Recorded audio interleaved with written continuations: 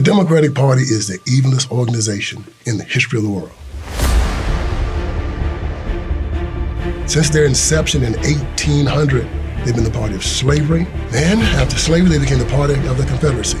After that, they started killing black people during Jim Crow era.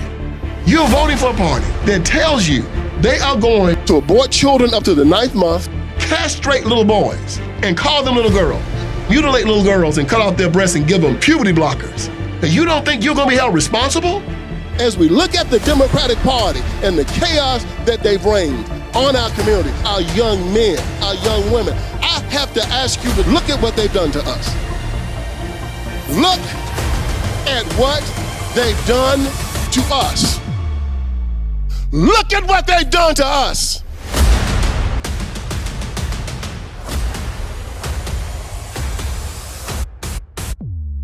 The Democratic Party is a death machine.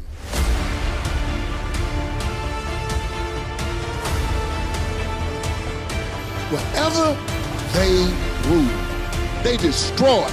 That's what they do. They destroy. They decided to try to infiltrate the black community, and they didn't have any success until they met somebody. Who did they meet? Martin Luther King. And this is where we went wrong.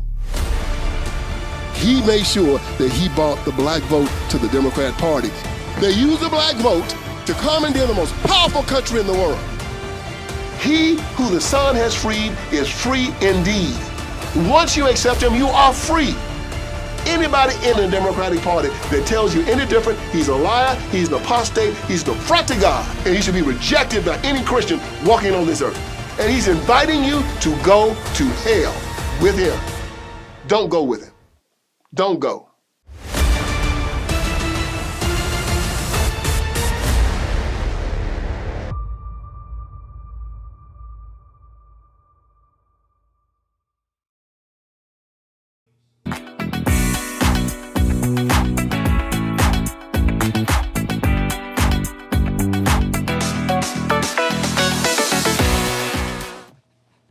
Grace and peace, you guys. Welcome to the Standard of Truth podcast, where we discuss all things social, cultural, political, and theological from a biblical perspective. Happy Thursday, you guys. I am so excited. I have a very special show planned for you this evening. I am going to be sitting down with LA native Judge Joe Brown, who is no stranger to so many of us. Judge Brown is a former lawyer and TV personality that so many of us watched growing up. We watched him faithfully, and he earned our respect. As a former criminal court judge, he has this no-nonsense approach to just criminal judicial matters, and all of this garnered him his own arbitration-based court TV show that ran from 1998 all the way to 2013. So today, I am pleased to sit down with Judge Joe Brown, as I consider him one of the lone voices that have just, I don't know, he's just like one of the last ones standing. His ability to use logic and reason coupled with the wisdom of an OG makes him one of my very favorite guests to interview. So without further ado, we ain't got a whole lot of time. Would you please welcome my guest, the one and only Judge Joe Brown. How are you, sir? Oh, you're flipped again. What happened, Judge? Hold on. Let me see what happened here. I don't know. There you go. We back in business. Okay, now we back in business the other way. Let's see. Let's try flipping it again. While you're doing that, I'm going to go ahead and switch scenes. Let me go ahead and welcome everyone to the live chat. So many of y'all y'all was on time. Now, I was trying to be on time too, but now we got this technical issue with the judge's camera. You know, it's just a little upside down, kind of like how things are in the world today. But we're going to all right? No, you are upside down. You are literally upside down, Judge. There you go. Oh, wait, stop right there. Okay, where'd you go? You was fine. Okay. You were right side. There you go. Look at that. All right. How are you, Judge Brown? I'm doing all right. There's about a 2.5, 3 second delay in this. Oh no, that's fine. We're gonna get into this and we're gonna weather through that challenge. I just wanna. Oh, sir, what is going on? Hold up. The judge will be back with us momentarily. There you go. We can't hear you.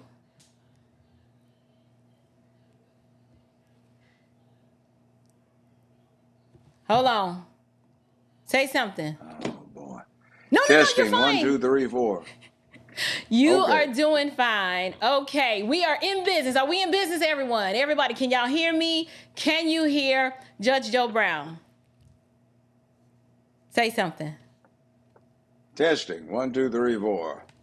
Okay, looks like we are in business. Thank you so much, Judge, for agreeing to come on and chat with me this evening. It is an absolute privilege for me to sit down with you. You're such an icon, and I just want to say thank you, since I have watched you from afar since your departure from reality TV, and so much has happened to our country since then. We went from being this nation of free speech and religious freedom to a nation run by this select group of elites who are just thirsty for power. And these people, what I've noticed, they'll do anything to obtain power and to keep it. So I want to start off, talk a little bit about your run for political office in Memphis, Tennessee. And since then, you've been very vocal about a number of topics. I've heard you discuss your incredible disdain and disappointment with the political left, particularly the Democrat Party. So for that reason, I am interested in hearing from you your thoughts on the Black community. As you know, the Black community right now, they are by and large very, very invested with the Democrat Party. So I'd like to know, how do you feel about the Black community's relationship with the Democrat Party? They're programmed. About 50, more than 50 years ago, I was an intern with the DC think tank, and one of my assignments was to research what they called the slave pamphlets. They were pamphlets. I think the earliest one I read was 1706. It was by a William Lynch. And by the way, there really was such a person, but he didn't write a letter. He wrote a bunch of them and a lot of pamphlets. And he was on a circuit up until about 1726, going from Bermuda to the Bahamas to Jamaica to Barbados to the English colonies in North America, other English colonies. And he lectured on how to raise slaves for fun and profit, so to speak. One of the things that was very interesting that was repeated over and over in these slave pamphlets up through the Civil War was that the best way to deal with slavery, to ensure that your slaves were sound and good, obedient slaves, was to subtly interject into the Negro's culture elements of slavery, so they would teach themselves to be slaves and would be responsive to certain signals. In other words, like training a horse. And William Lynch did pioneer that. And what's going on right now is the party that was formed in the second decade of the 1800s to protect, promote, and spread slavery, that, as the commercial you just got through playing was reiterating, fought the Civil War to keep it, then had Jim Crow, Reconstruction, and all the rest of it, segregation. And they simply remembered that they knew how to control Negroes. Like Biden says, he knows the Negro.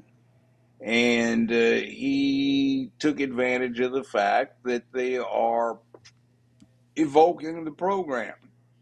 A lot of what we do makes us very conducive to being slaves. Like one thing, we never get taught free will. We get taught the exact opposite. And the other thing is, as Christians, you ought to appreciate that there is a new religion that's being spread with the zeal and zealotry that all the rest of the old time religions were spread with. This one has no God, though. It's like Buddhism, where you don't need to have a God, but you can have one. It's a system of philosophy. It's an ancient and honorable religion, so is Confucianism.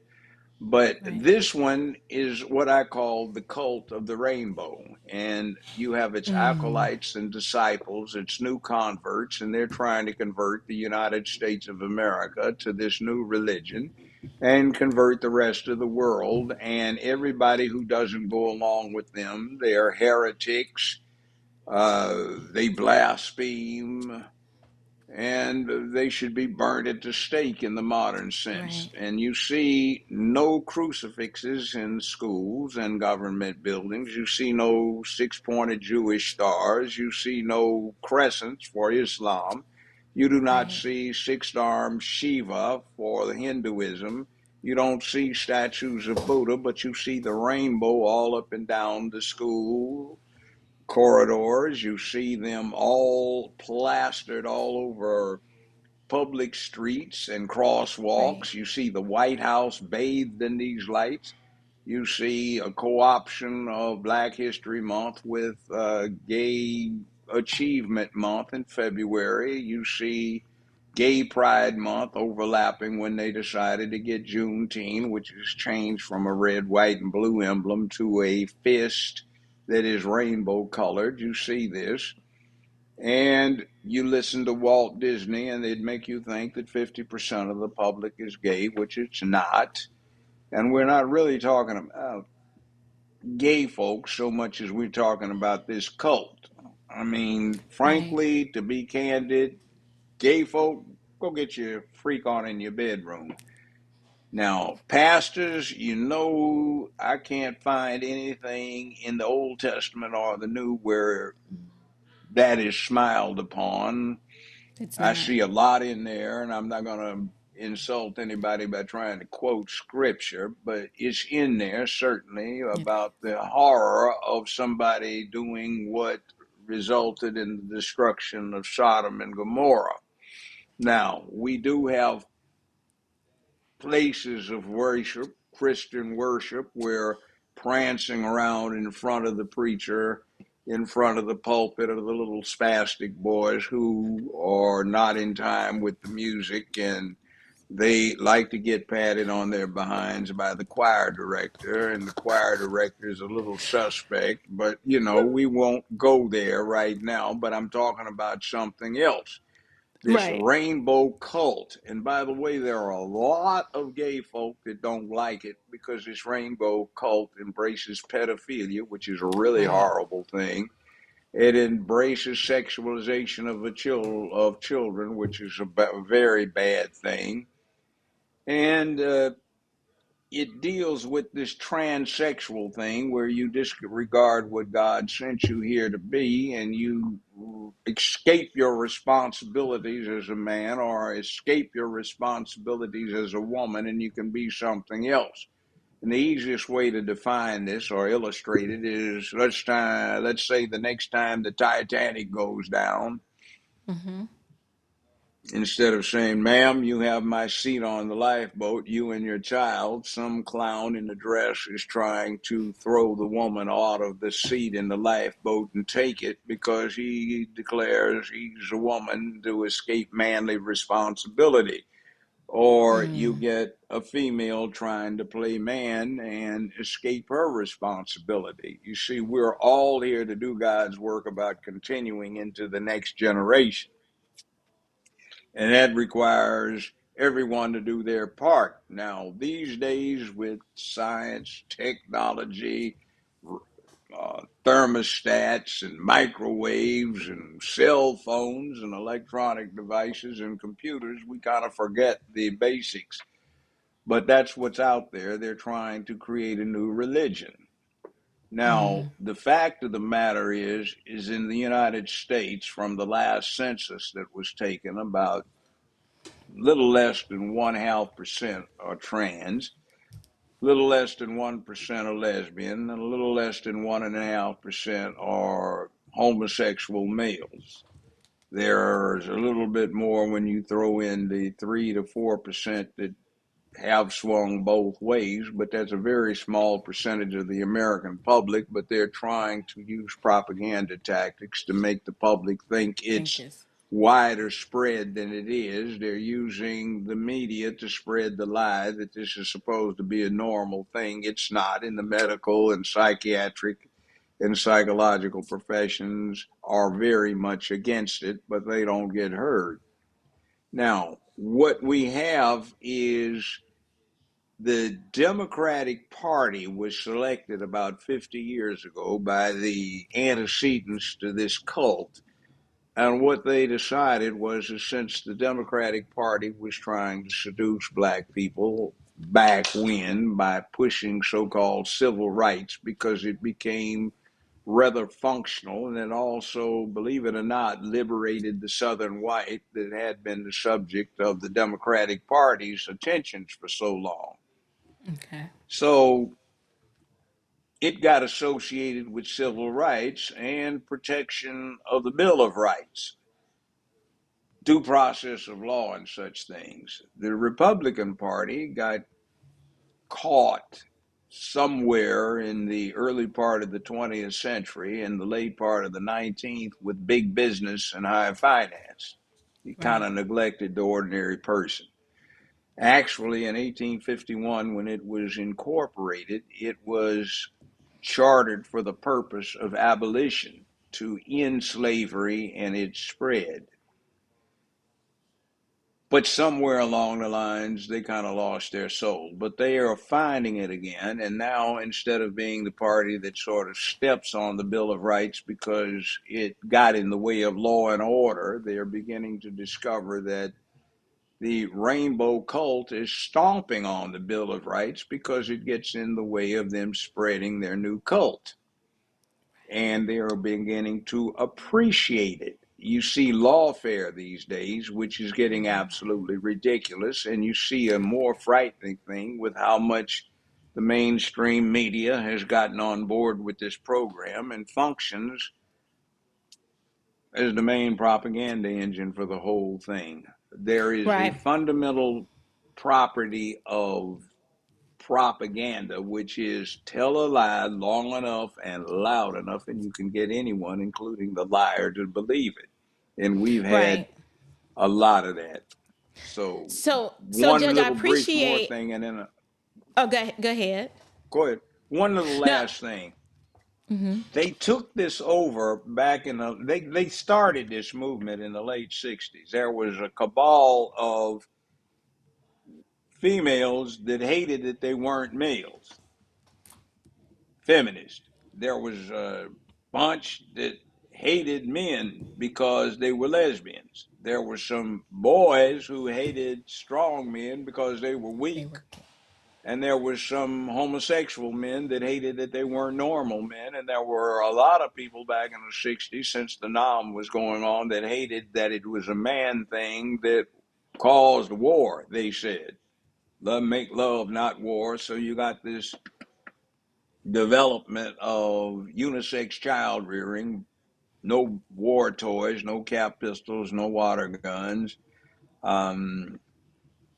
Boys can play with dolls. You got the rise of Ken to accompany Barbie, and those were formed off on the boys. And then you got G.I. Joes, which nominally came across as toy soldiers, but were used for something else to acclimate the young males to the idea of playing with dolls like the girls rather than just toy soldiers type stuff. Because remember, war is evil. No cap pistols, no water pistols, none of that. So it was an entirely different type of thing than playing soldier. Now, we also got blaxploitation, where Hollywood was saving itself, its movie industry, from going broke by using this newly appreciated market. And instead of doing something that was uplifting, they decided to go to the lowest common denominator and glorify dysfunction. Pimps, hoes, drugs, dealers, and gangsters, and thieves, and murderers, and burglars, and con artists. They became what was idolized, and rap music digressed from talking about love, working hard, frustrations with life, and how to face it, into glorifying the dysfunction as well.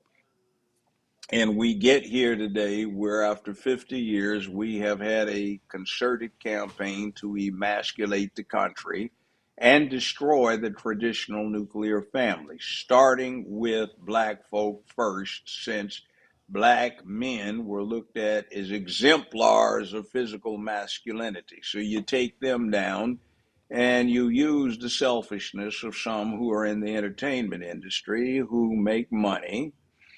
Tyler Perry, some of the rap artists who exploited the same kind of thing, and you got the emasculation game going, and young white guys like to emulate black guys because they think black youth are hyper masculine, and you get the rap video, gangster hip hop rap video. It's supposed to have men in charge of a bunch of sexy women, but the truth of the matter is what's bouncing around half naked is not a sexual fantasy. It's the rap artist grandmama, his aunts, his mama, and their friend girls who would be hanging on the back stoop in the projects half naked during the summer, drinking a 40 ounce and smoking a joint, trying to get laid, get knocked up, and get another or bigger check.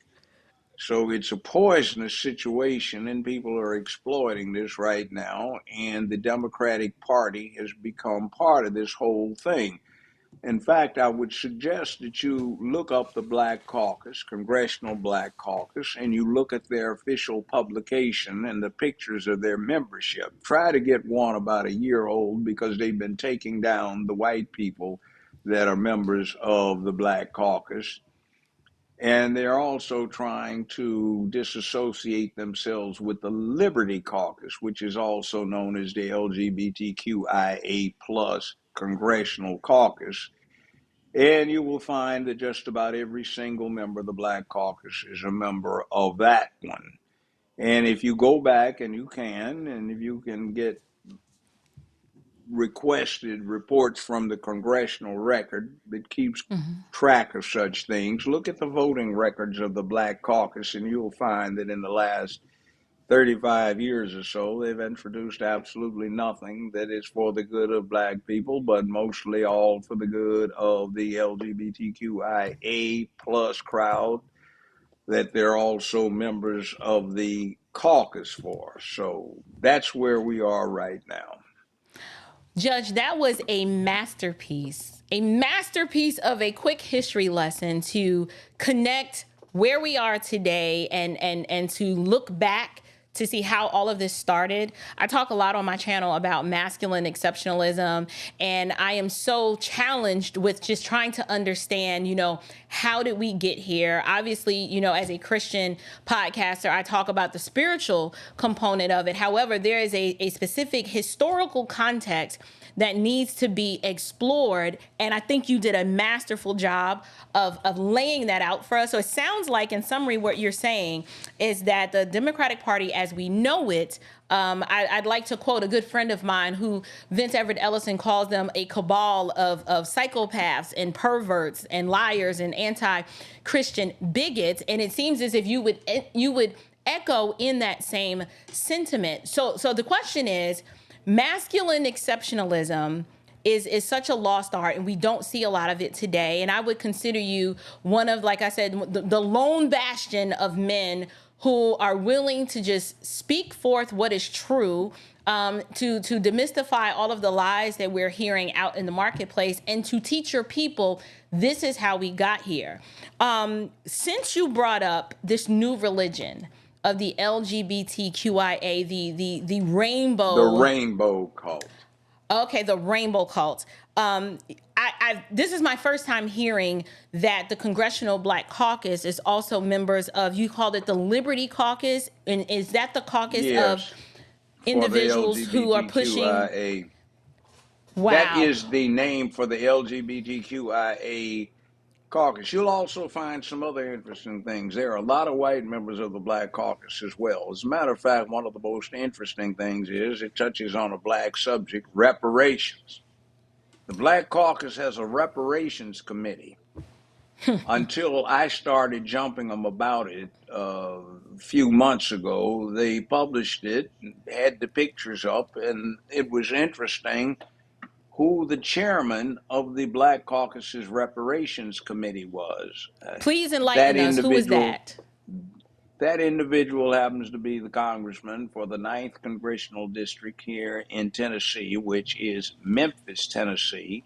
He's gay, he's white, and he's Jewish. So the chairman of the Black Caucus's Reparations Committee is gay, white, and Jewish. And he was also chairman of the Liberty Caucus's Reparations Committee. They have one too. Now, about 5 years ago, 6 years ago, you saw this big brouhaha where the Democrats in the Black Caucus and the Democrats had 2 weeks worth of a clown show where they had hearings on whether or not to have a study of reparations. They never Right. What have was all of that introduced any about? legislation. That was a clown show because they were preparing it for their real aim, which was 2 weeks later, passed on the first vote count, on voice vote, without debate, was, guess what? An act style quote, the Gay Reparations Act, unquote. And it wasn't anything but chump change initially, but it's open-ended. It started with $58 million, and what the subject was supposed to be is recompense, reparations to gay couples that had been denied insurance benefits because they were supposed to be discriminated against. So every single person that is, I think maybe there were 2 or 3 that weren't part of this, that's a member of the Black Caucus, co-sponsored the gay reparations bill, which is still wide open for further funding. So what time is this when we start looking at it? It is inappropriate and it is a sellout. Look at another thing they're claiming credit for. The Emmett Till anti-lynch bill. Well, first off, besides the subject matter denoting something that's useless because it is murder and we do have enough statutes on everybody's book to deal with the various and sundry degrees of murder and other types of homicide. Right. And the fact that according to the Tuskegee Institute that's been studying these things for 100 years, there hasn't been a real lynching since 1964. Right. And so why the heck also, would they introduce some sort of legislation well, like that? Why would we I'm need gonna that? tell you, because it has nothing to do with a lynching. Now, a lynching is a mob going after somebody and killing them, right? Yes. It's usually, in our mind's eye, Klan mob going after somebody black and lynching them. But don't forget those 1940 movies, the black and white ones, where the sheriff says, boys, ain't nobody gonna break into my jail and hang this man. He gonna get a fair trial before we hang him. Go through due process. So a lot of white folk got lynched, especially on the frontier. But the Emmett Till anti-lynch bill does not require a mob. 1. 2, it doesn't require killing. 3, so how is it a lynching bill? 3, it can be a kidnapping, and 4, it can be a beating. In other words, it is set up because of something unique. It's the first time in American federal criminal law where they interject sexual orientation as a specific category of victim. Now, what you have in a crime, in other words, let's say a guy broke up with his girlfriend. He goes out with his homeboys and they go to a club. And he's dancing. He's getting a little full of it because he's feeling down and he's dealing with a PYT, pretty young thing in a tight skirt, hoop earrings, long braids, and all of this. And they're exchanging spit somewhere in the shadows. And he looks down and Miss Thing has got an erection. He goes, "Whoa, what in the world are you?" Oh, And he right. busted in the jaw and maybe he splits the lip. That's now federal lynching. What? Judge. Wait a minute. Let me reiterate this for the audience. What Judge Joe Brown is saying, they're at a club and the gentleman who thinks he's dancing with a female discovers that this female is a biological male, and the knee-jerk reactional response from the male is to off her in the face because it's like, whoa, Bam. what is this? Right. That's federal So lynching. that is considered federal lynching where there's no rope involved, there's no murder, and there's no mob. So this new Yeah. definition of quote unquote hate crime has been established using the name of Emmett Till. Wow. Yeah, and I've talked to Dr. Clenora Hudson Weems quite a bit. In fact, we chat once or twice a week. She's a friend of mine. I've known her for 30 years. Emmett Right. Till's mother introduced me to Dr. Weems about 30 some years ago, and I used to talk to Emmett Till's mother. And they would be highly insulted with this bill, with the way it is. So it's absolutely astonishing how we got bamboozled, where they are going back to the black communities or any other community where they happen to be elected, and they're telling the black folk, we did something for you. We got a federal lynching bill to protect black folk, like it's needed. The night riding statutes that are dating from the 1870s. I mean, for Right. goodness sakes, what do you want? So we did all this for you, but nobody reads it. Or it's like Obamacare. You give Obama a lot of care for the medical stuff. Obama did not draft it. He had absolutely nothing to do with it until his trust fund out of Indonesia invested heavily in Blue Cross. The grandson of one of the Blue Cross founders, a Dr. Bill Frist of Nashville, Tennessee, who was Republican Senate Majority Leader, drafted what is known as Obamacare in 2003. He couldn't get it passed. But when Obama's trust fund invested heavily in Bill Frist family business, which is Blue Cross, then Obama got interested in it. It was an Indonesian trust fund, so American law couldn't touch it. And Obama supported it, and it was adopted in 2010. And Bill Frist promptly resigned because now his family is guaranteed to be billionaires for the next few generations. Right. And it does need to be changed. But see, we stupidly go along. Black man came up with this evil white Trump and evil white folk. They trying to destroy it. No, if you get into it, it's horrible. Let me talk about Right. that. You got told two lies straight up by Kamala Harris Imhoff, and I'm gonna come back to that in a second. Let's She go there, said Judge. that insulin was capped out at $38 a month. That's a lie because I'm a type 2 diabetic and I know what I have to spend for it, and I'm 77 years old. She said a senior's medical bills, his costs will top out at $2,000. That's an even worse lie. Last year, I had Blue Cross, it was through SAG-AFTRA, and I paid $1,670 a year for it, and I had about 2,500 max on copays.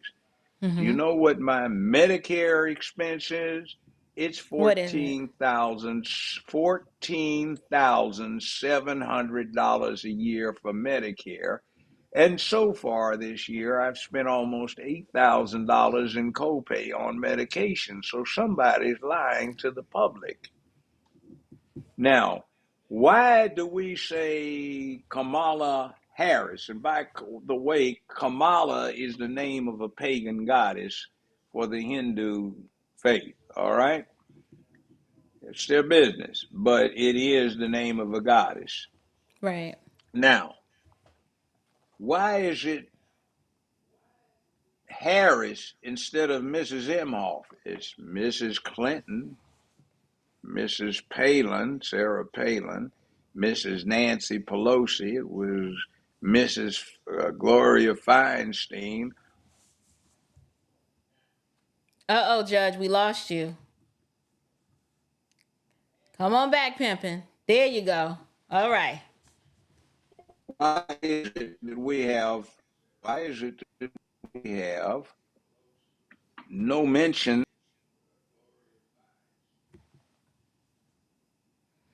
Hold on, Judge. Let's wait for you. Let's see if your signal Mention. recovers. Okay, do you have me? I do. You were talking about why is she Mrs. Why is Harris she and not Imhoff? Miss Harris is Emhoff? Is it to keep us from knowing she's married to somebody Jewish, adopted his two Jewish children when they were teenagers, not infants? Is it to keep us from knowing she joined the Hillcrest Jewish Country Club in Los Angeles that's got a horrible relationship with black folk? What's going on here? See, that kind of thing is absolutely horrible, and we need to know about it. Nothing wrong with Jewish people, but what's the game plan here? See, we've got Right. enough of it. So I'm going to leave that with you guys to discuss, and I've got to go on and do my own show, so I'm going to duck out and go there. All right? Awesome. Well, I am just grateful that you came by and dropped us a little knowledge, and I will be discussing the rest of this with my audience. Judge Joe Brown, thank you so much for stopping by today. Hope you have a wonderful show, and you are always welcome here on the Standardoftruth podcast. And buy some of the barbecue sauce I put out with Judge Joe Brown, and you can get it on Amazon. And if you have Amazon Prime, they'll deliver it in 2 days, and you can get it before the.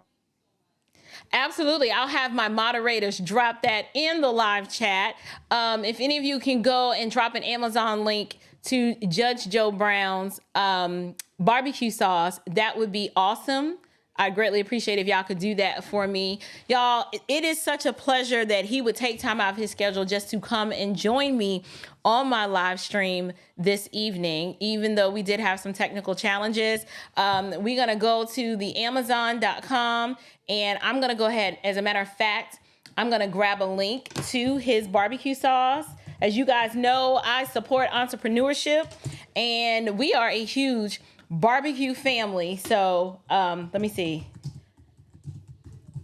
Hold on. Let's go on and get this. We have a lot, you guys, that we need to talk about of what Judge Joe Brown said, because I have just been enlightened with a whole level of information and knowledge that is leading me to ask more questions. But let me go ahead and get you guys. I'm going to get to these super chats in a little bit.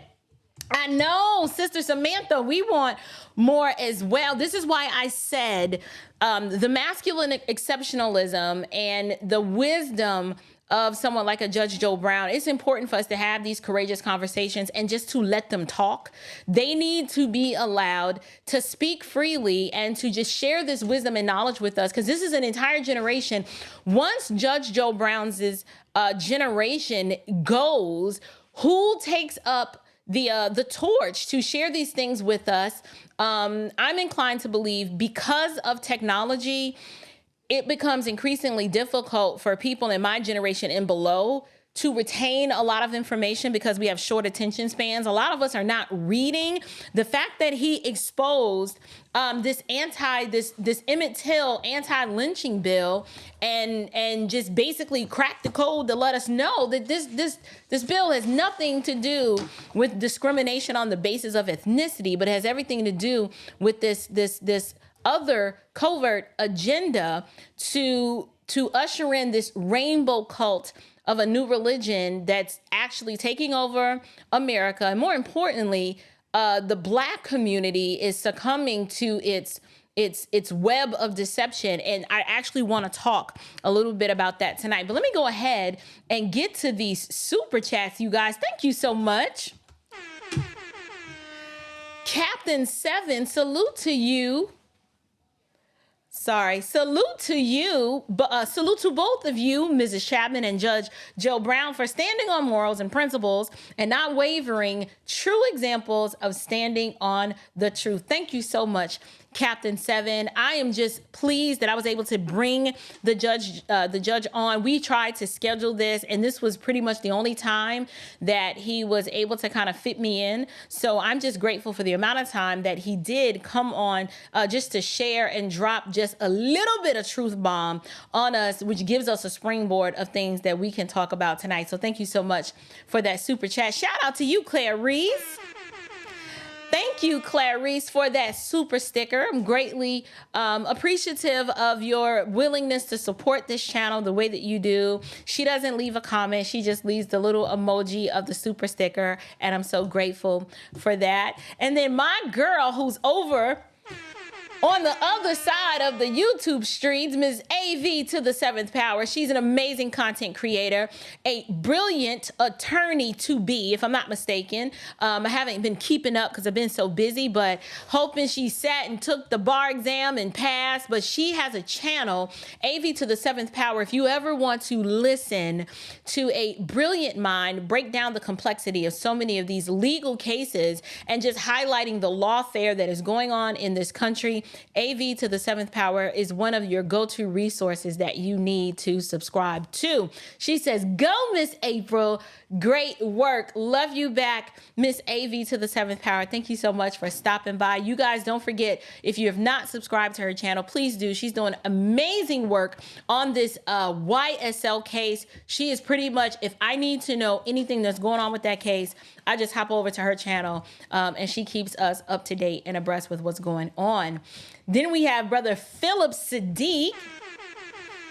Thank you so much, Mr. Philip, for supporting me. He says, for you and the judge, salute. Thank you, sir, for that super chat. I'm so grateful for so many of you guys who take the time to just hit that little super chat button to show your love for this channel. It's because of your faithfulness and your support and just showing up and engaging in the live chat that allows me the ability to produce a high quality show, to attract guests like a Judge Joe Brown. And you guys, that is a milestone for me. I've had some pretty amazing guests, but Judge Joe Brown is actually a guest that he could just take over the whole show and I would just let him talk because there's just so many golden nuggets of information that he is dropping.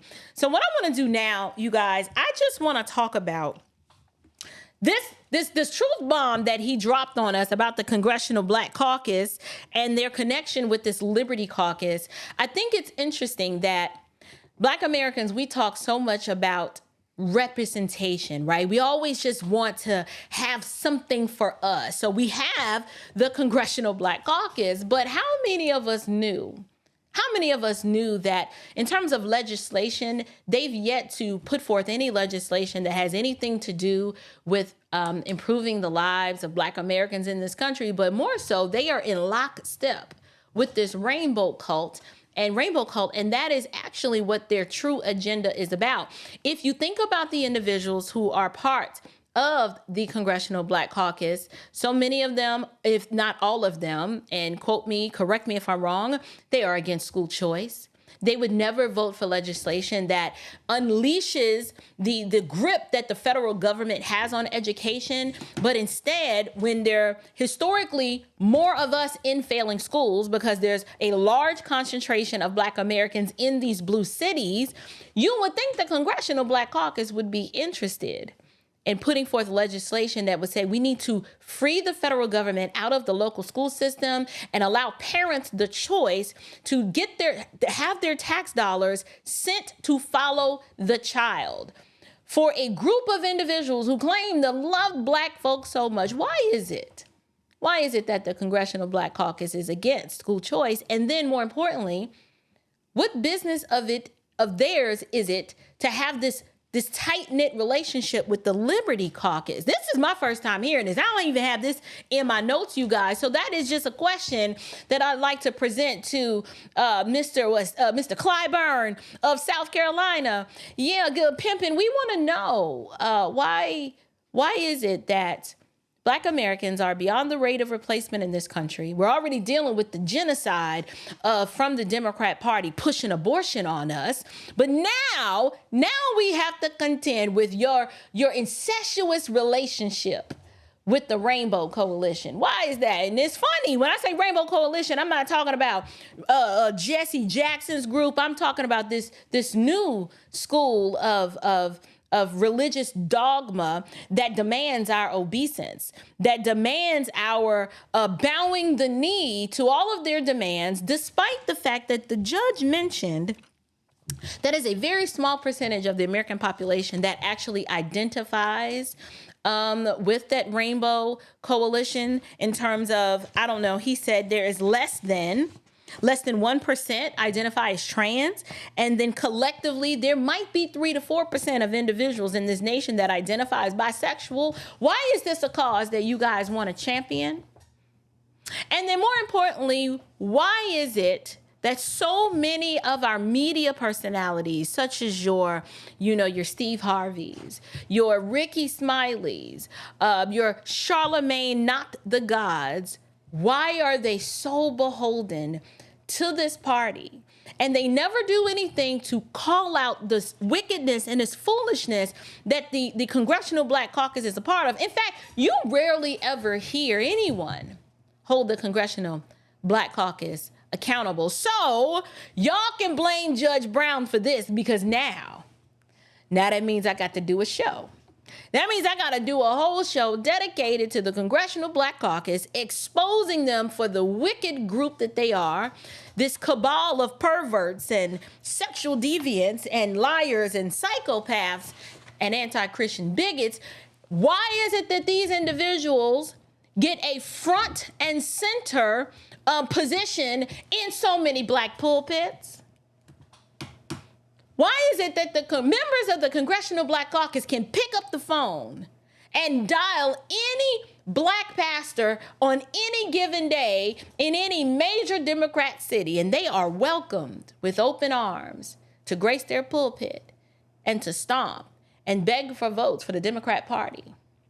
These are questions that we need to ask. I know there are individuals out there that are like, oh, well, why don't you talk about the evils on the right? Well, considering there are no Republicans in these districts that are Democratic strongholds, and since I do have an affectionate love, care, and concern for people that look like me, it would be incumbent upon me to spend a little bit of time, just a little bit of time, on the main issue that's at stake, and it is the unhealthy, unrighteous relationship that the black community has with the Democratic Party. So I'm sorry if I am not ragging on the Republicans as much as you would like me to. Right now, I'm not even thinking about what's going over there, because there are people who look like me who I love and respect greatly, whether it's members of my family, whether it's people that I went to school with. If I'm going to use my voice to wake you up and to inject in your arm some kind of serum to help you to realize that the destruction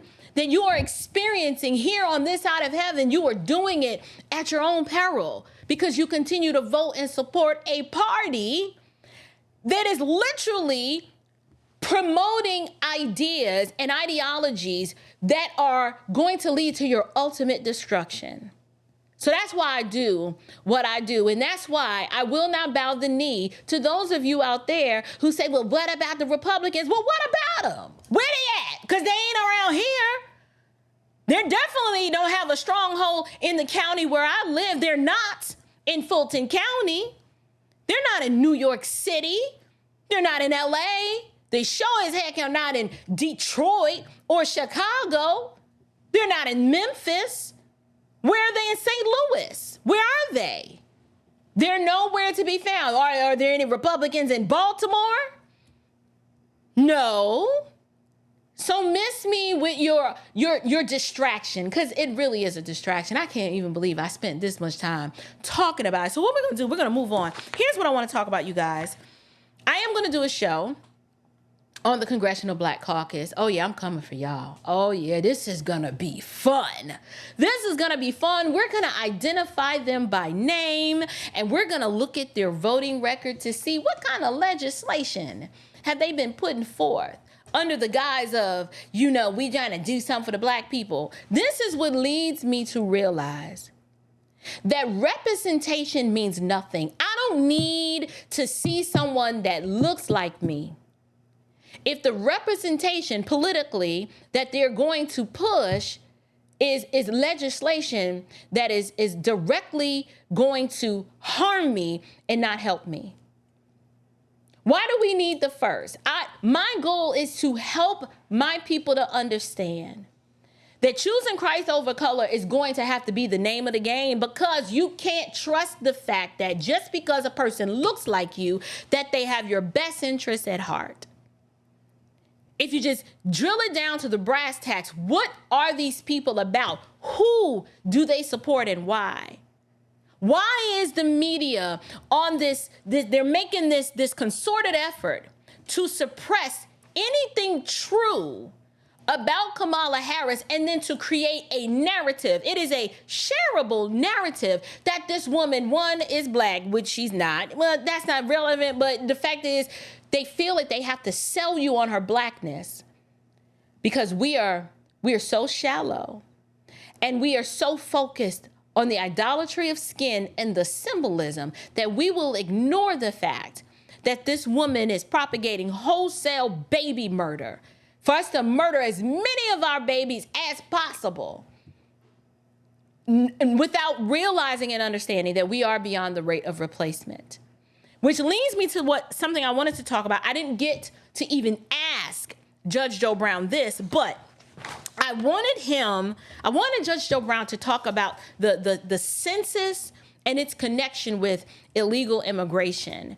And I was prepared to ask him, because I know he's fleshed this out before, and I wanted to talk about it. And unfortunately, I didn't get an opportunity to, but I wanted him to explain the connection between illegal immigration and the U.S. Census, because what's happening at one point in the U.S. Census, for those of you who don't know, the U.S. Census, every 10 years, it is an opportunity for the federal government to figure out, okay, how many people are living in a particular area, so that we can determine how resources are going to be distributed, or how congressional maps can be reapportioned. And so something interesting happened with the U.S. Census. At one point, the U.S. Census used to, when you opened it up and you answered the question, they were trying to count how many U.S. citizens were in any particular municipality or jurisdiction. That is no longer the case. The U.S. Census now, they're not counting U.S. citizens. They're counting residents. Don't miss that distinction. Language is so important. Having a general mastery of the English language is very important, because to the undiscerning eye, you might go, residents, citizens, what's the difference? There's a big difference. You can be an illegal alien. Let's say you're in Georgia and you've made Georgia your home. You're here illegally, meaning you're undocumented. You are not a citizen of this country, but you're here taking up residence. Residents can now be counted in the U.S. Census, which is vastly different than how we used to measure how many people were in a particular area before. You used to have to be a citizen to participate in that. Now, just a resident. So the question is why? Why is it that Democrats are behind this concerted effort to open up the floodgates and allow as many illegal aliens into this country as possible? Well, I will tell you.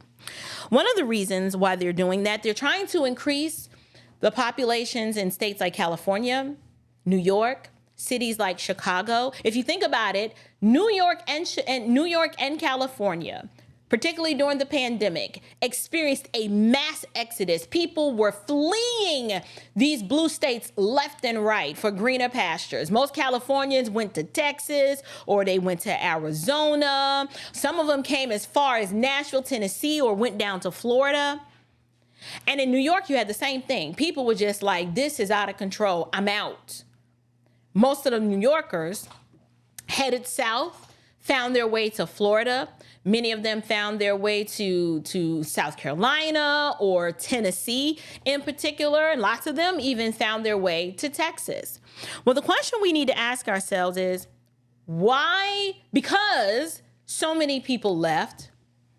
California and states like New York, they need to replenish their population. And what better way to replenish their population than to have a constituency that is reflective of people that are going to vote how they want them to vote.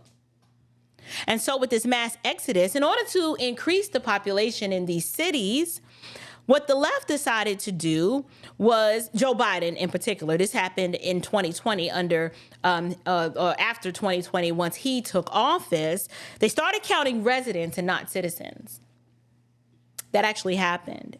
So this is one reason why they are, one, allowing illegal aliens to come in, because they're doing it. They want to get those congressional districts back.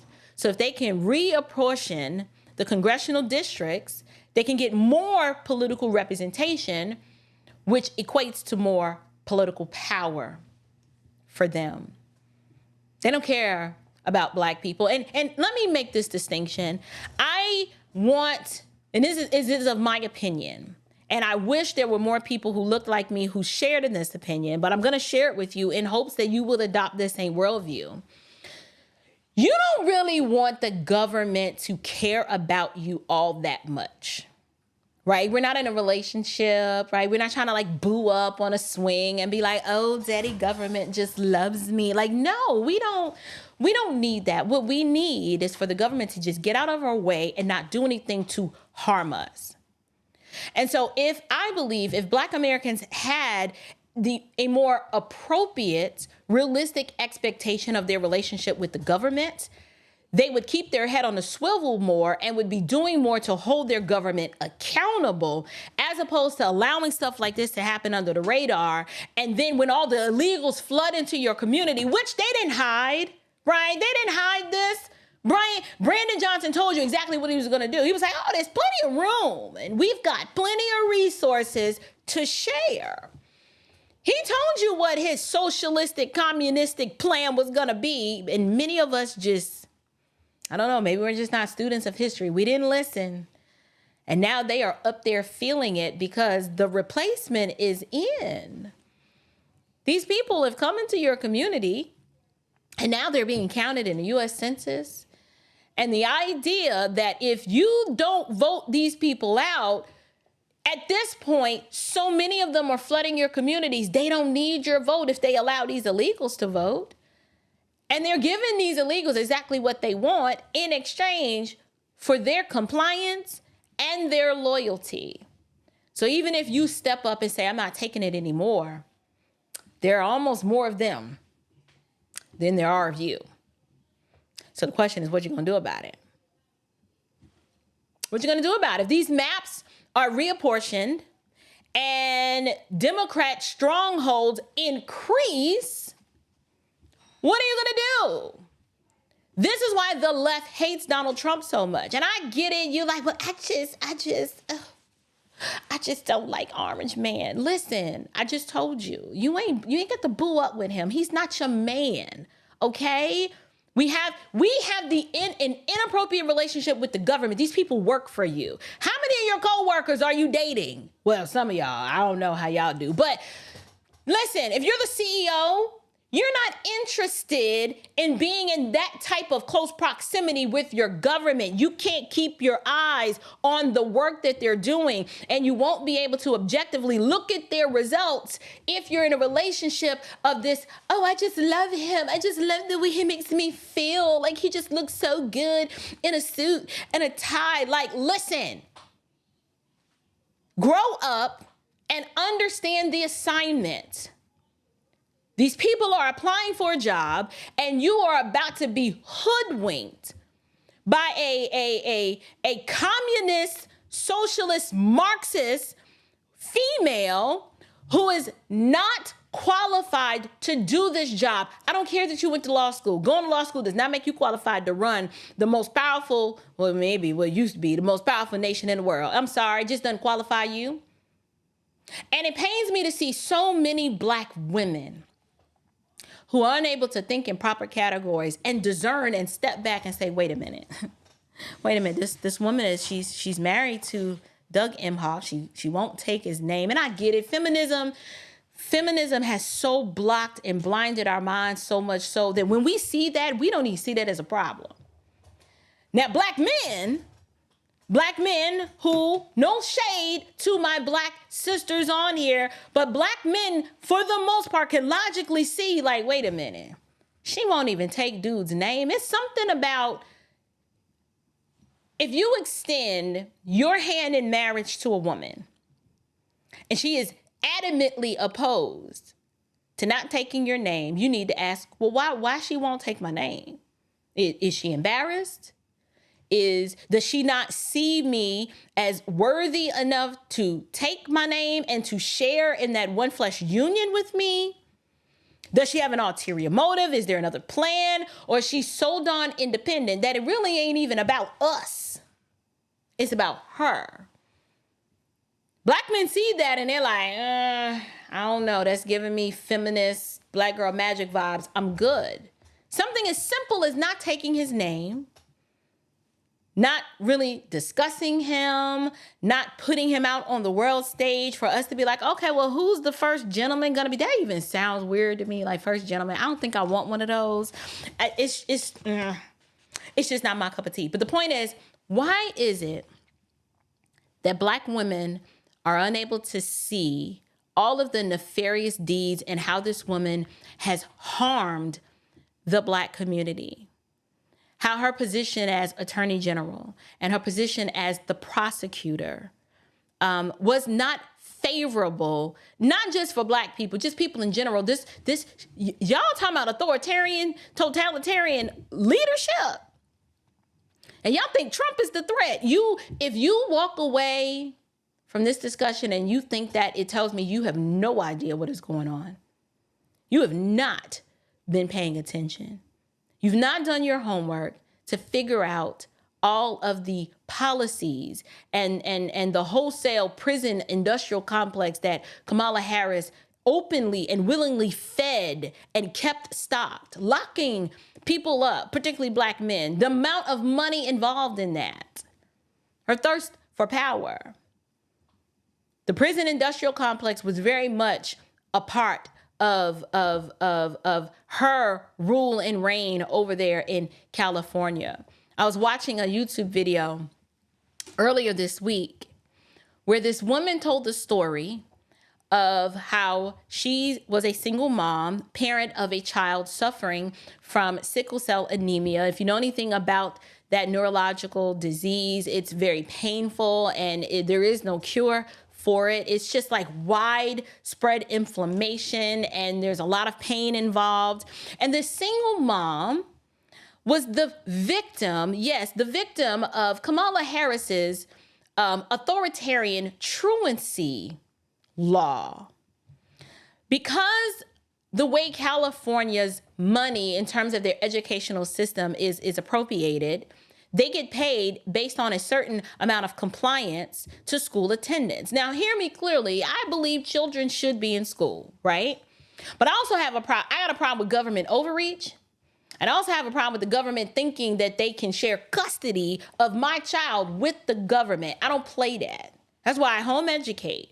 But for individuals who had their children in a government school in California, because the school system was losing money, not because the loss of this money was impacting educational standards, because the kids still couldn't read, write, and do math and arithmetic, right? But remember, this is all about money. She liked money, right? So, I'm sorry, I'm hearing this. Let me close that. So, because the school system was losing money because they had a certain amount of children who were not compliant in terms of the recommended threshold for school attendance, Kamala comes up with this idea that says, oh, well, if you're not maintaining this certain percentage of school attendance, we're going to consider you a truant. And we're going to hold the parents responsible, and we're going to prosecute parents and lock them up because your kid is non-compliant. Now, as a Christian, I thought about this story, and at first I was like, well, I mean, the kids do kind of need to go to school, right? You know, I was one of those kids that if I missed school, I had to be darn it dead. Like when I had the chicken pox, I was like, why can't I go to school? And I was like, well, is somebody gonna bring my schoolwork home? Like, I was just a nerd like that. That's not normal. But I was that child. I was the kid that when school let out in the summertime, like I'm depressed. Like I'm crying. Like my teachers, you know, they rubbing my back because I'm like, it's over. It's over till September. Like, what am I gonna do? That was me. So the single mom whose child had missed a lot of school because of a bona fide, documented health condition that the school was well aware of, school administration was aware of it, the child's teachers were aware of it. Kamala didn't care about that. The rule is the rule. I need your behind in school because we lose money when your kid is not where they need to be, regardless of the reason, right? This is the authoritarian, totalitarian, the government is God complex that I'm talking about. So this woman gets a letter, you know, from the office of Kamala Harris. And she's like, well, wait a minute. Okay, yes, my child has missed a lot of school, but there's good reason. Kamala Harris went out of her way to basically completely destroy this woman's life to where she ended up homeless and serving time in jail because of this rule. And there was no discussion as to, are there going to be medical exceptions to this rule? Kamala didn't care about the medical exceptions. Because if you're not at school, we're not getting money, and I got to get the bag. Kamala got to get the bag. So my question is, why is it there are stories like this the mainstream media is not going to talk about? You got the Afrosticians in the pro-blackity black community who are running past interference and don't want this information to be out. And the question you need to ask yourself is, what are these people getting in exchange for their silence? They claim to be representatives for the black community. However, they are willingly, actively suppressing this information so that you don't know about it, also that you can be deceived and vote for her, all on the vanity metric of she would be the first black woman.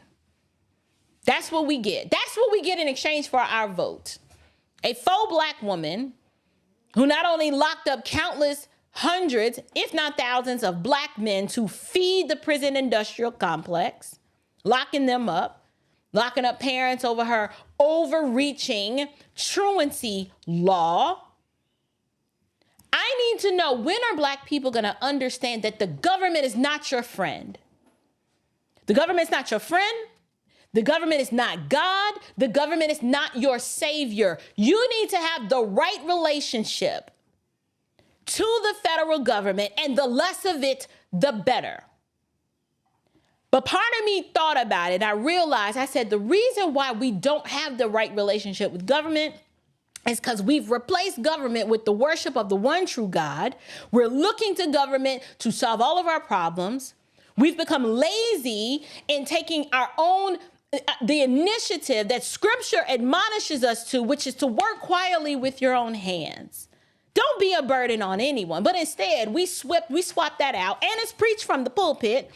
These pulpit pimps, right? The disciples of darkness, these godless goons, these bishops of brimstone, they constantly are indoctrinating their people to have them to rely solely on government for their every waking need versus submitting themselves to the lordship of Jesus and looking to Christ as your all-sufficient savior, as opposed to looking to Christ to meet your need. Instead, we look to government and we put faith and stock in the government, and we give them responsibility and jurisdiction over our life that they don't even deserve. And so I was talking to a friend earlier today, and I said, what is it going to take? Right? Like, what is it going to take for us to break this unhealthy alliance with the Democrat Party? Forget just the Democrat Party. What is it going to take for us to break our unhealthy relationship with the government? And what is it going to take for the Black community to flourish again? Is it even possible? And we surmised based on that discussion that a couple of things are going to happen. A couple of things are going to happen for that to happen. And I believe it is possible and can absolutely happen just in one generation. In one generation, this whole thing could be turned around if we just did a few things, right? So I wrote down, I was going to talk to the judge about this. So you guys, I've had to make up a show on the fly because the judge had to go, he had to dart and go. And I'm grateful that he stopped by. Did y'all enjoy that, by the way? Did y'all enjoy Judge Doe Brown for the little bit of time that he was here? I'm hoping that you did. But here's what I want to talk about. There are a few things that we could do to turn this around in one generation. And one of those things is, I believe, Black Americans in particular, and white Americans too. I don't want to alienate you guys because the problems that the Black community are experiencing are not necessarily unique to Black America. It's just hitting us the hardest because we fell for the okie doke way faster than y'all did. I'm just going to be honest. But to turn this around, to change the trajectory of the direction that the Black community is going, one thing that we thought about when I was talking to my friend earlier today was that we are going to have to reclaim the education of our children and get them out of these government schools. And I know for many of us, you're just like, that is so unrealistic. Like, we got to work, we got to hustle and flow and do what we got to do to provide for our families. We got to come together and figure something out. I've been a home educator since my children started school, and I can't even wrap my mind around the concept of sending my children to these godless goons to educate them and then expecting them to come out worth, shooting out into the world to be, I just don't see it. Why? It's because of the worldview. It's no longer academics. It is an entire worldview that is being imparted into your children, and it's on purpose. And part of that is this rainbow religion, right? Everything is cloaked and bathed and baptized in that religion. But they actually are indoctrinating your children to be hostile to the things of the Lord, to question the validity of, is there a God and does God exist? And we send our children out as if the public school system is a mission field, as if we've thoroughly equipped our children to be missionaries on a mission field, but that's like sending a soldier out on the front line with no weapon. Children are not mini missionaries. I don't care if your 10-year-old has made a profession of faith and they be like, oh, I love Jesus. They are not equipped. They are not equipped to combat the wiles of the enemy that are being pushed on them every single day in these government schools. And I get it. I am not trying to bind something around your neck to say you're a bad parent if your kid goes to a public school. I am offering a solution that's going to require a level and measure of sacrifice and a level and measure of us coming together trying to figure out how to accomplish this. I understand two parents sometimes have to work to keep a family afloat. But maybe, just maybe, some of our churches can partner together to say, we're going to reclaim educating our children, and we're going to figure out to make it easy so that those parents that have to work two jobs, we can figure out a way to educate these children ourselves. We got to figure out something. Because if we don't sever the relationship that we have with government education, we're going to have a whole entire generation that you're going to look at your kid and you're like, I don't even know these. Where did you learn this? Like, why do you think that it is acceptable? It is an acceptable moral position to think that a man can be a woman. Where'd you learn that? And then your kid is going to be like, well, I learned it in school. You're literally sending your children into the lion's den They're getting ravished every day, and then we're confused why we're losing the influence over our children like we should. So that's just one solution. I believe in order to turn not necessarily the Black community around, but families around in general, it's going to have to start with severing that relationship that we have with government education. I know it's easy. All you got to do is register them, put them on a bus and send them. But we're going to have to be like, I love these babies too much to turn them over to this godless system. Now, if you're pagan on here and you just like, well, I mean, it's godless. Well, I'm godless. I get that. I'm talking to God's people right now. I'm talking to individuals who are like, you know what? I'm sick and tired of being sick and tired too. And I might just broach this conversation with my local church and figure, how can we put together some kind of co-op to get these kids out of this government school and start our own schools? There was a point in time in this country when we educated our own children. The church was the place where you received your home education. If you've read the autobiography of Booker T. Washington, they had night school on Sunday nights at the local church to teach their children how to read and to teach them valuable skills in order for them to figure out how they were going to make it post-slavery. They're no longer on a plantation anymore. They got to go out into the world and figure it out on their own. And it was the church that came alongside these parents. And it wasn't just children. It was adults, emancipated adults who were like, well, I got to learn to read. I have to learn how to function in this world. The church did that.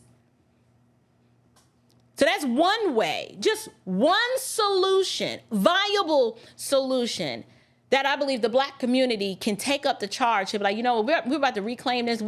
All this foolishness that these Democrats are pushing, that we don't do that. Getting your children out of government education is the first step. It's the first step. The second thing that I think could be done is women. This is for you. This is for y'all. There's a reason why our young girls are looking to Sexy Red and Cardi B and Beyonce they're looking to those women as an example of womanhood or what it must mean to be a woman. And it's because they really don't have enough examples of women who are not twerking, who are not saying that they, have intercourse with men for money, like on purpose. I think it's gonna require women to start discussing the virtue of marriage and motherhood again. Right? There used to be a point in this country where you were a little girl and you put a little towel on your head and you were simulating a veil, and you would find something to, that looked like a bouquet of flowers or something, and you would make believe walk down the aisle, and you were imagining what your wedding day would be like and the man that you would marry. I don't know how many little girls do that anymore. How many little girls actually imagine being somebody's wife? It's hard to find young girls who imagine being somebody's wife because they have role models like Kamala Harris, right? Who is somebody's wife, but she don't really act like a wife because she won't even take a man's name.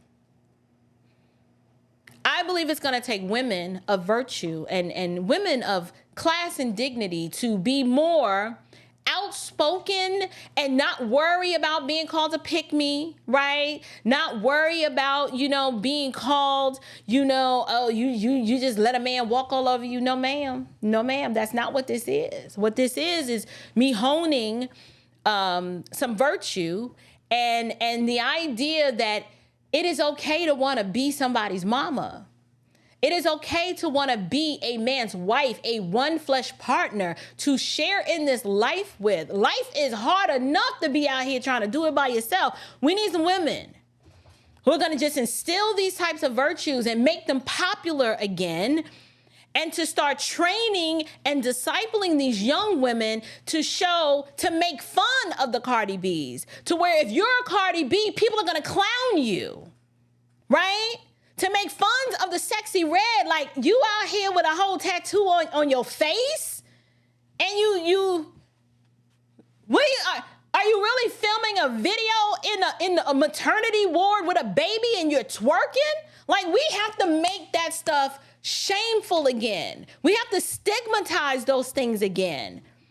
But it starts with us just establishing homes again, where we actually, I'm going to say it, and it's going to make a lot of people mad, but what's new? What's new over here on the Standard of Truth podcast?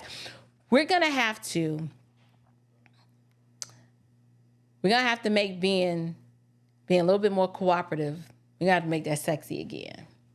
So when you going out your way, like, listen, I don't want to fight with you, boo. Like, what? Let's talk about it. I don't need to have my way all the time. It's gonna require us to. Now, the thing that's not really what I was gonna say. I actually had a menopausal moment and I lost my train of thought. But we back now. What I was gonna say that was controversial was that we need to make popular again, or make it not necessarily unthinkable, but unpopular, to delay marriage and motherhood in lieu of chasing the bag and chasing the career and chasing 50, 111 degrees that's going to leave you in debt and you still empty on the inside. We're going to have to make that like a thing again. We won't be able to turn this around if our women are spending more time being selfish, focusing and looking inward to what makes them happy. We're not going to be able to turn this around if we don't have enough women that are willing to rear children, procreate in the confines of marriage. So that means you got to make marriage a requirement, and motherhood. Because you can't have families. If we're going to perpetuate 4 more or 2 more or 1 more generation of bastards raising bastards, we're not going to climb out of this. I know it's provocative when y'all hear me say that. And I say that as someone who comes from a family of a few generations of some bastard children. Okay, now I was conceived in the confines of marriage, but I'm just saying in general, y'all know in our family, everything went always on the up and up.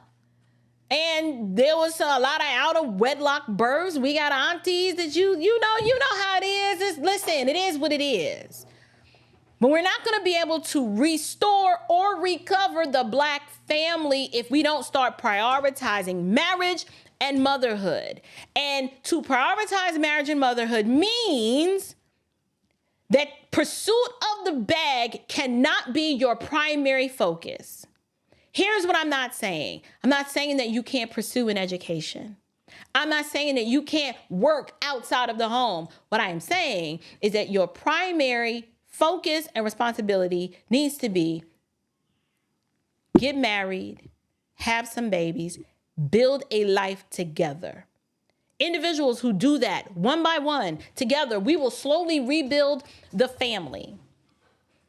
But above all of that, we're going to have to replace the worship of government with worship of the one true God. Black people used to be so rooted in faith and family and love of country, despite what the Democrat Party tries to tell you. We used to be incredibly patriotic, despite the sordid history that we had as it relates to slavery in this country. We understand the struggle. We understand that at one point we were enslaved, but we're not that anymore. So what is stopping us? What is stopping us from looking at where we've come from and how we've overcome and all that we've accomplished thus far, and then looking toward our future, but putting God as the foundation of all that we do?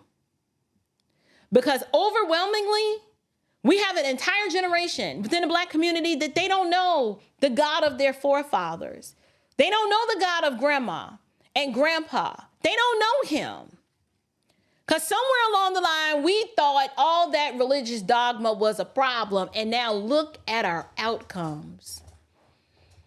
We didn't teach our children to hide God's law in their hearts, to have the hero Israel, the Lord our God is one.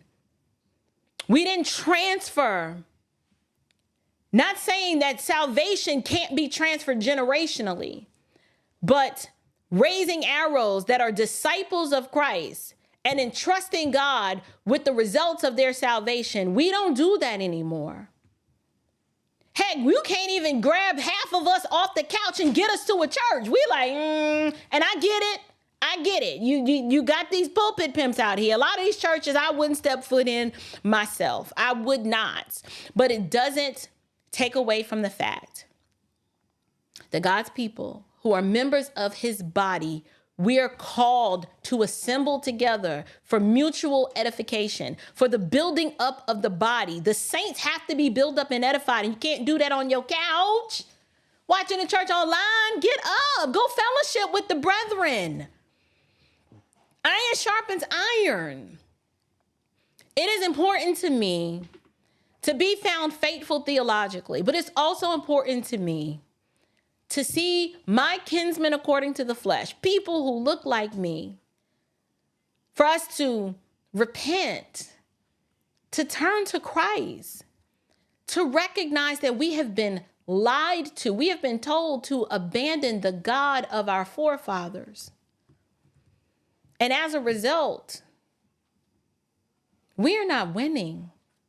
We're in a bad state. And while all of these solutions that I am just rattling off, such as removing ourselves from government education and getting married and focusing on marriage and motherhood and women being women again, those are all actual practical solutions, but it's got to start with the gospel first. Because until the gospel was preached to me and I was made alive in Christ Jesus, none of the things that I just mentioned made sense to me. Because I came already to the table with a worldview that was the opposite of what the scriptures taught. And so while, yes, I embraced marriage, and while I embraced motherhood, to have the right view of marriage and motherhood, I had to get that from the scriptures. And my ability to submit to those scriptures, I didn't muster that up within myself. I had to be made alive in Christ Jesus. I had to submit myself to the lordship of Jesus. And then there, in turn, my heart posture toward the things of the Lord changed. And I found myself wanting to submit myself to Ephesians 5, wanting to submit myself to Titus 2, recognizing that those scriptures that outline who I must be as a woman were going to yield bountiful blessings for me and my family, and just put me on a trajectory of being protected and feeling safe and not having to worry about, well, what if he leaves? Well, okay, we could go into marriages like that too, but as much as it depends on you, says you do your part. You do your part and trust God with the results. He's sovereign over all of this. And so I just want to thank you guys for letting me rant a little bit. I got to get to these super chats. I've been neglecting y'all. I am so sorry. Try him and see. Thank you so much for this super chat. God bless you, my sister. Oh, thank you. God bless you too. Thank you for stopping by today. Hopefully you are enjoying the show so far and you managed to either be here from the beginning when Judge Joe Brown was here, or you're just popping in on the back end. Not sure which one it is, but thank you for stopping by. Sister J, hey. How are you? She says, April, you look gorgeous. JB dropped some powerful nuggets. The Emmett lynching bill was a shock. You did well having him on. Congrats. Thank you so much, sister. Listen, y'all know pink is my color, right? Pink is all variations of it. I'm talking about Pepto-Bismol pink, Barbie pink, rose gold pink, fuchsia pink. Listen, I just like pink. Everything in here. My mouse is pink. The mouse pad is pink. My keyboard is pink. I just love pink. I just love pink. And so I saw this blazer and I had to have it. I was like, it's pink. So my daughters actually were like, Mommy, you did good with the pink. So, and then I saw these little earrings. It's so funny. I was in the store and Little known fact about me, y'all. I have this, I have a complex about my ears. I know that sounds silly, right? I have an ear complex, meaning in my mind, and it could be real, and if it's true, don't co-sign this, but just let me get this out because I already got a complex about it. In my mind, I have big ears.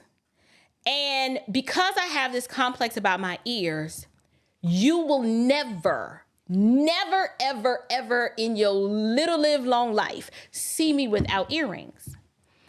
But it's not just that. I have to have hoops.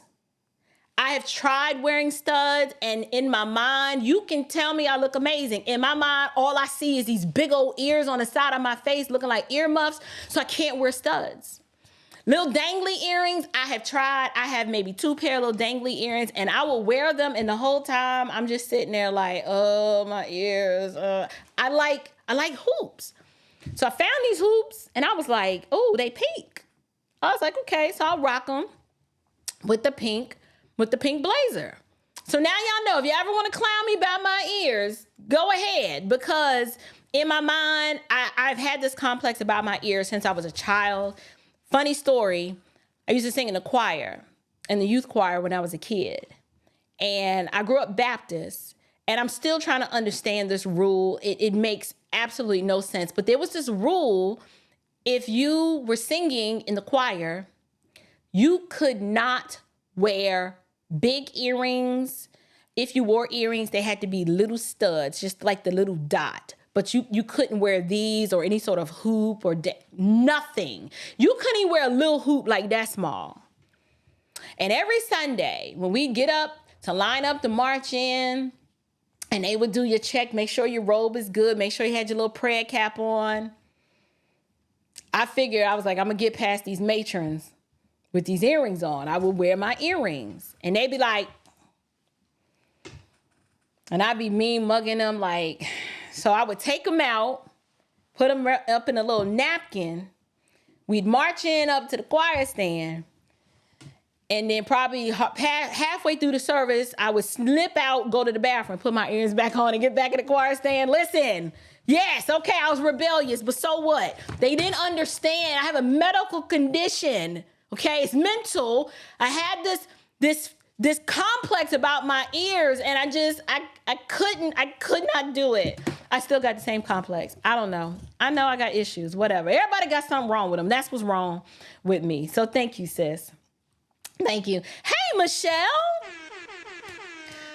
Good to see you. She says, thank you, April. Judge Joe Brown doesn't play around. He doesn't.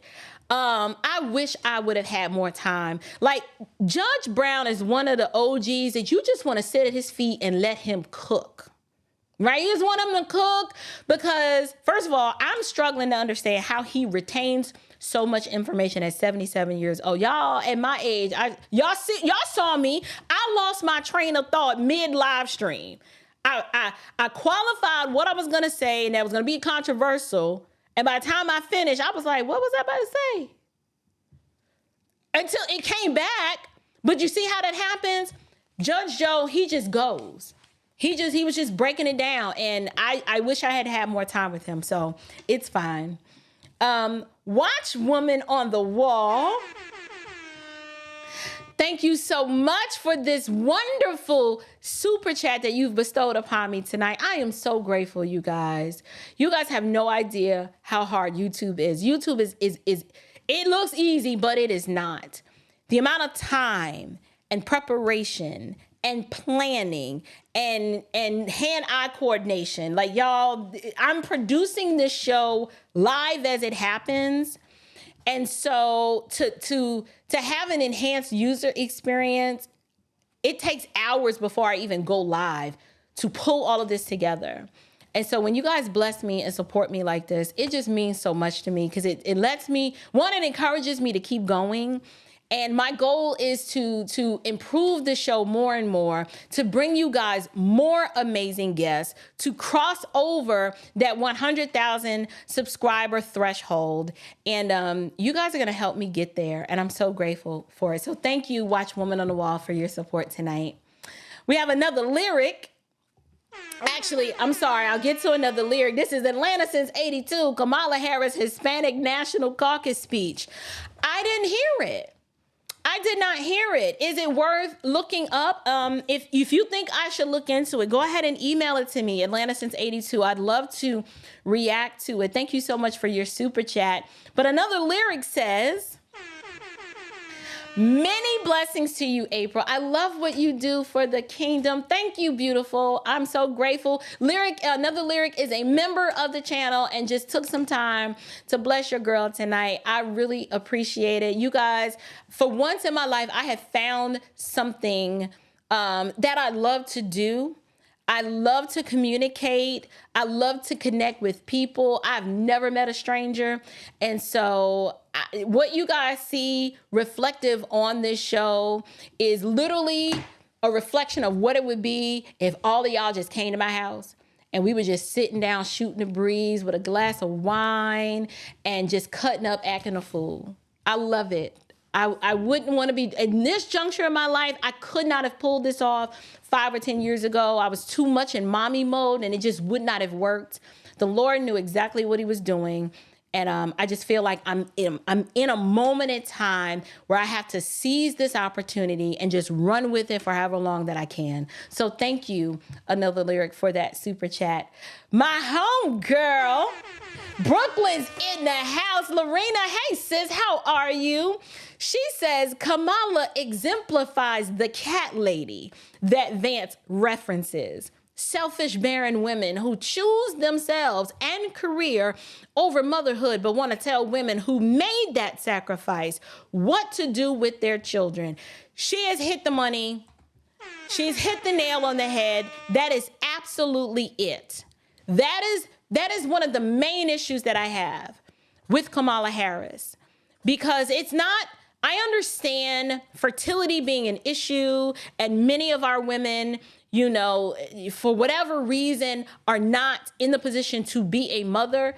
Motherhood is not the end all be all. My issue is she is trying to push this ideology on to Black women in particular by way of selling them abortion as if it is healthcare and as if it's a necessary component of them just living their lives. Not one time have I ever heard that woman talk about rebuilding the family or what it takes to be a wife or a mom. Outside of her talking about, you know, being able to afford a car seat or a stroller, that is the extent of what I have actually heard her talk about as it relates to rebuilding the family. She'll never talk about how Black people are beyond the rate of replacement and how we need to restore the family and people need to get married and have kids, because that's against her worldview.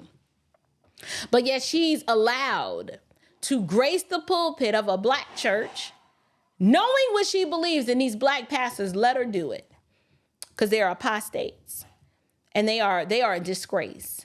And that's what I have issue with. But thank you, Sister Lorena, for that super chat. Brother Corey's in the house. Hey, Corey. Corey says the Black church is the problem ever since the Marxist operation in the 1960s. The word of God was thrown away for Satan until he can't heal the land. God's mercy and grace is sufficient, but his wrath is upon us. Unfortunately, my brother Corey is correct. He is right. Democrats love the Black church, the Black church operation known as churchianity. Democrats love it because they already know they have a foothold in it, because they know the apostates that are in charge over at the Black church are already compromised. So all they got to do is throw them a little street money and they have them right up under their thumb of control. And because of that, the Black church is the problem, because that is where the core of Marxist ideology is propagated into the Black community. And unfortunately, since most of these Black churches are heavily populated with only women, the men are long gone, they're in the minority, it's so many women, it's no wonder that our communities are in disarray, because the Black church, churchianity, not a church that has Black people in it, you know what I'm talking about. I'm talking about that Church Inc., the churchianity complex known as the Black church. Marxism thrives there. It's preached from the pulpit. all of the division and hatred that you see that comes out of the black church because of the black liberation theology. And I need to do a show. Let me write that down. I want to do a show on black liberation theology. I want to do a historical analysis of it. I want to highlight where it is preached and seen primarily in modern black church evangelicalism. I want to expose it for the doctrines of demons and the unfruitful works of darkness that are representative from what it teaches. I might do I know Chad Jackson over on his channel has done a review of My Soul Looks Back by James Cone, which is, he's credited as the father of black liberation theology. But I don't think many of us that are in black churches realize how much of an influence black liberation theology has had on the church, and how Marxism is now the flavor of the day, and it's not the gospel of Jesus Christ. You can look at churches led by pastors like Freddie Hayes over in Texas, or what's the dude, McKissick down in Florida, or up in Chicago, Otis Davis Moss III, Morehouse alum. All of these Marxist churches, they're dens of Satan. These are not men of God. And what makes it worse is that you have seminaries that are cranking out these Marxists. Like, what's the little boy that I did a video on not too long ago up in Chicago? His name escapes me. Went to Morehouse. Oh, gosh. When I did that show with Dr. Gordon, we covered some of the blasphemous, apostate things that he said. Sharp. Reggie Sharp. Him. You got, Chief Marxist A1 the first, Jamal Bryant, absolutely. I would even throw William Murphy in there. William Murphy III, I would. I'm sorry. Listen, I know y'all don't like when I name names like this, but you need to know who these bad actors are so you can govern yourselves accordingly and recognize that they don't represent the gospel of Christ. And I know sometimes y'all think, it's unloving to call names and, you should just pray for them. You're going to have to show me book, chapter, and verse that tells me to pray for false teachers. Their condemnation is swift. The book, First, Second Peter, the Apostle Paul, the book of Jude, they all talk about the fate of the false teacher, and they never speak of these men in favorable terms. We're never told to pray for them. We're not. So that's why I do it. But anyway, let's see. How are we on time? All right. It is 1 hour and 43 minutes. I don't have a show prepared for y'all. That was the show. Judge Joe Brown was the main event. And since he had to dip out a little early, outside of us talking about the Congressional Black Caucus, their unholy alliance with the Liberty Caucus, which is the rainbow, we're calling it the rainbow cult that's pushing this. I have to do a show about that. Thank you, Judge Joe Brown, for that. We talked a little bit about the census and illegal immigration. I saw someone left a comment and talking about how the Haitians are being allowed to vote, and there is this operation to have these people participate in the census so that they can be counted not as citizens but as residents, so that a lot of these the reapportioning of these congressional districts can take place so that there can be more Democrat power and control. That's just, to me, another form of election interference, but we don't have to talk about that right now. But definitely the populations of California, Chicago, cities like Chicago and New York, the goal is to increase their population because they've had a mass exodus of people leave that state, and now they have to rebuild. And what better way to rebuild than to bring a bunch of illegals in who are going to vote for them to keep them in power? I didn't get a chance to talk to Judge Brown about black male support for Donald Trump and why he thinks that is. I have opinions and thoughts of why I think more black men can see it, and then why black women are struggling. But we didn't get to talk about that. And then we talked a little bit about the feminization of black men, but we didn't get to go into a lot of detail. So technically, I can do a show on pretty much all of these topics, but I'm not going to be able to do it tonight. I just wanted to throw my 2 cents in to book in the interview with Judge Joe Brown and just to spend a little time chatting with you guys. And I believe that I've accomplished that. So I'm going to go ahead and skedaddle and go ahead and get off the live stream. If you saw from the beginning, if you were here, I want to remind you guys, October 15th, I will be in Raleigh, North Carolina with Vince Everett Ellison. We are doing our second live screening in Raleigh, North Carolina of his documentary, Will You Go to Hell For Me? And we will also be we're doing it at a theater, very similar to what we did in Atlanta. However, we're going to have a live Q&A. I'm going to have a panel. And it's going to be Vince Ellison, as well as we're going to have a special guest. We're going to have Bishop Patrick Wooden of the Upper Room Church of God in Christ. He will be sitting on that panel, and I'll have the opportunity to be interviewing both of those purposeful patriarchs of masculine exceptionalism. And I'm going to be sharing that with you guys. So if you're in the Raleigh-Durham area, even if you are in Charlotte, go to the Standardoftruthpodcast.com and grab yourself a ticket and join me on October 15th at 6:00 p.m.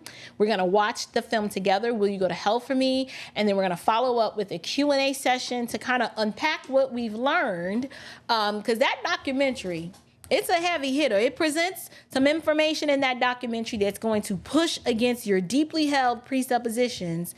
And but that's a good thing. It is good that you are afflicted in this way. So I'm excited about that. Yes, Bishop Wooden will be in the house. And actually that Sunday, that's a Tuesday. The Sunday before, which is the 13th, I believe, I'll be worshiping with Upper Room. And I just read a text from my bestie.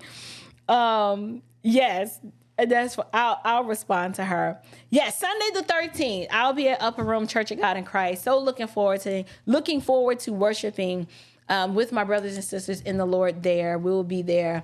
Hey, Sister Nadia. What happened? I couldn't hear it. I don't know what happened. Sister Nadia, thank you so much for that super chat. Sister Nadia says, hi, April. My husband and I are new to your channel and want to commend you for your hard work in educating your audience. God bless you and your family. Thank you so much, Sister Nadia. I greatly appreciate that. I'm so grateful that you and your husband decide to tune in. And if you're new here, there's just so much to learn about the Standard of Truth podcast live chat. They are a lively bunch. Hopefully they've been gracious and hospitable to you. We have some of the best moderators in these YouTube suburbs. And I'm just grateful that you guys found me and discovered me and chose to subscribe. And the best way that you guys can bless and support me is just sharing this content with more people. And when I put videos out, just, sharing it with your tribe. But thank you so much, Sister Nadia, for that super chat. What was I about to say? I was talking about the event. Yes, I am aware of that. Y'all forget I'm churchy. I grew up in a very charismatic environment. It's not that I can't handle it. It's just I am not going to participate. Like, I'm not cutting up the rug. I ain't putting them up and putting them down. The best y'all gonna get from me is a clap and a little churchy praise. But I'm not doing that. But yes, they're gonna make a joyful noise unto the Lord, and they're gonna shout, all ye people, and they're gonna do what they do. Like, I'm cool. I'm gonna be okay. Manifest love. It's been a while. However, it's just like riding a bike, right? It's just like riding a bike. We'll see. I think I will be fine. Those are my brethren, my sisters and brothers in the Lord. Everybody is expressive in their own way. I'm a little bit more conservative with my praise now, but I know how to put them up and put them down, but I ain't gonna do that. That's not gonna happen. No, you ain't about to see that happen.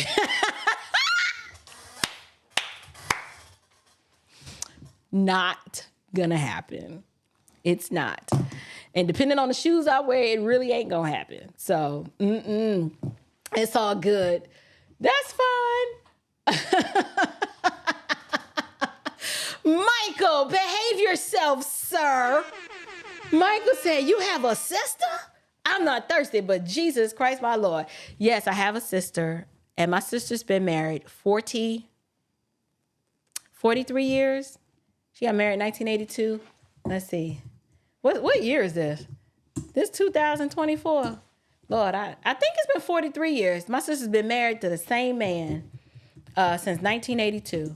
42 years. I thought it was 43. How old am I? It's been 42 years. Okay, yeah, because I remember when they got married. I was knee-high to a pup. She is married to the same man, and they have 8 beautiful children together.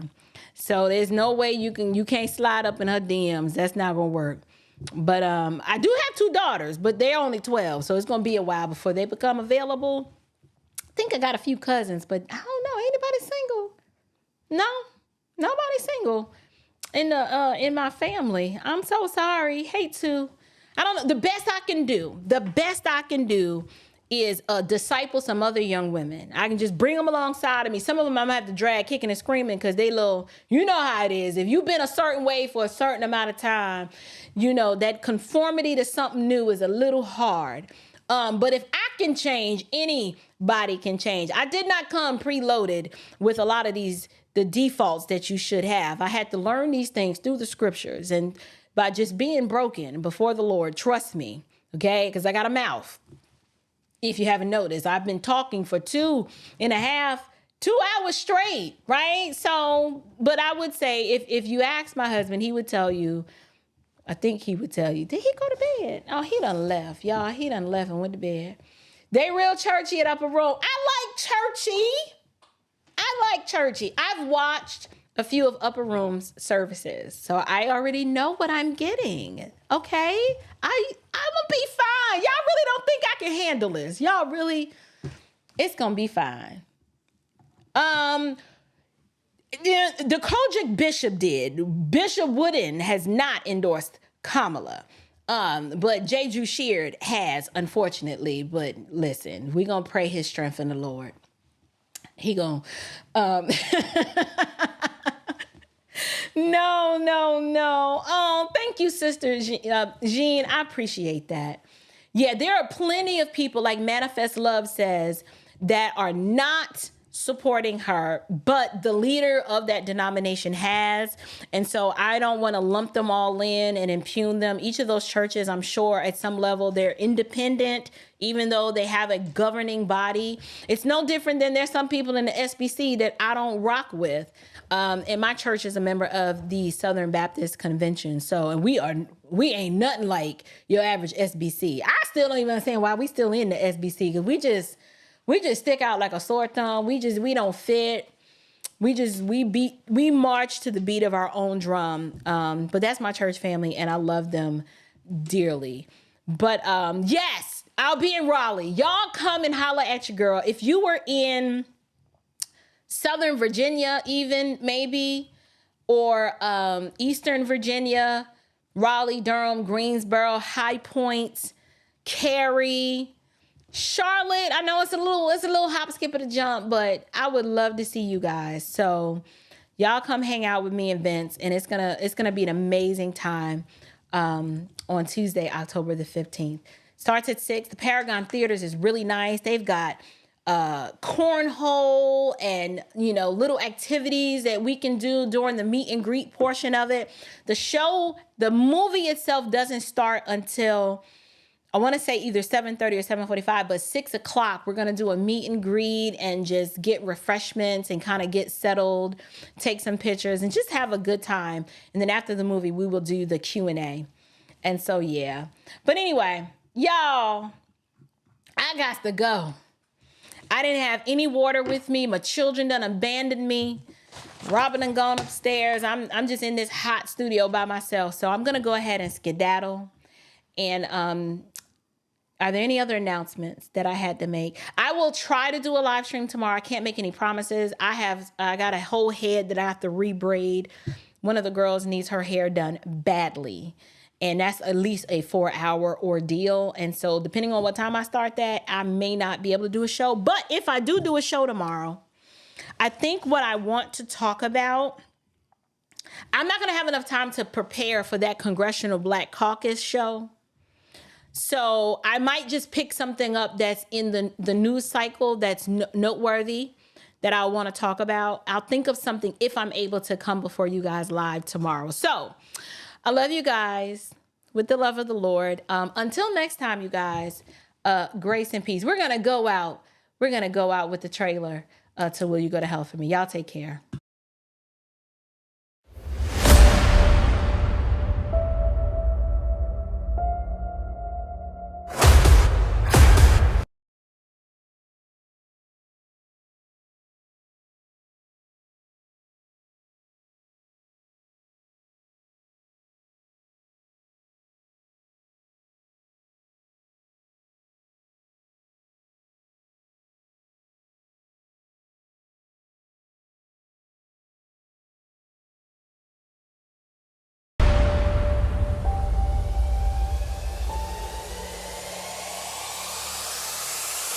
The Democratic Party is the evilest organization in the history of the world. Since their inception in 1800, they've been the party of slavery. Then, after slavery, they became the party of the Confederacy. After that, they started killing black people during Jim Crow era. You're voting for a party that tells you they are going to abort children up to the 9th month, castrate little boys, and call them little girls, mutilate little girls and cut off their breasts and give them puberty blockers. And you don't think you're going to be held responsible? As we look at the Democratic Party and the chaos that they've reigned on our community, our young men, our young women, I have to ask you to look at what they've done to us. Look at what they've done to us. Look at what they've done to us.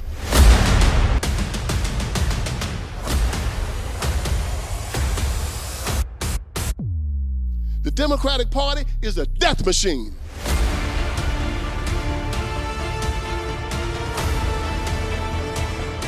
Wherever they rule, they destroy. That's what they do. They destroy. They decided to try to infiltrate the black community, and they didn't have any success until they met somebody. Who did they meet? Martin Luther King.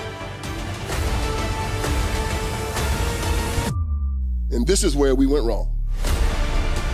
He made sure that he brought the black vote to the Democrat Party. They used the black vote to commandeer the most powerful country in the world. He who the Son has freed is free indeed. Once you accept him, you are free. Anybody in the Democratic Party that tells you any different, he's a liar, he's an apostate, he's an affront to God, and he should be rejected by any Christian walking on this earth. And he's inviting you to go to hell with him. Don't go with him. Don't go.